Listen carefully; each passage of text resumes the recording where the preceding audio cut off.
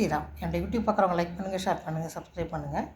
அங்கே தெலுங்கில் வந்து நந்தூரி சீனிவாசன் ஒரு ஸ்பிரிச்சுவல் லீடர் வந்து எல்லா நல்ல விஷயங்கள் சொல்லுவார். அவர் சொன்னதை உங்களுக்கு தெலுங்கில் இருந்து தமிழில் ட்ரான்ஸ்லேட் பண்ணுறேன். கலியுகத்தில் வந்து பாவத்தை வந்து நினச்சா, பாவம் செய்கிறாங்க இல்லையா, கொலை கற்பழிப்பு, இல்லை சின்ன சின்ன பாவங்கள் கூட நினச்சா வந்து நம்மளுக்கு பாவம் செய்கிறாதான், செஞ்சால் மட்டும்தான் பாவம் செய்கிறோம்.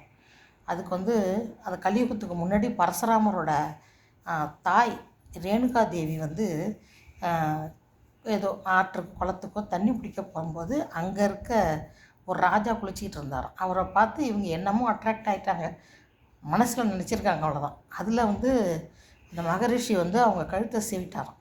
ஆனால் வந்து கலியுகத்தில் அதெல்லாம் ஒர்க் அவுட் ஆகுது. அதனால் வந்து செஞ்சால் மட்டும்தான் பாவம் சேரணும். புண்ணியம் வந்து நம்ம நினச்சாலே புண்ணியம் நம்மளுக்கு வந்துடுமா. இப்போ ஒரு நல்ல விஷயம் நினைக்கிறோம் அப்படின்னா நினச்சோடனே நம்மளுக்கு புண்ணியம் சேர்ந்துருமா. அதனால் வந்து நீங்கள் எல்லாருமே நினச்சி செய்ய முடிஞ்சால் இன்னும் புண்ணியம் பலன் கூடும் அப்படின்றது அவரோட தாட்டு. ரொம்ப நல்லா இருக்குல்ல.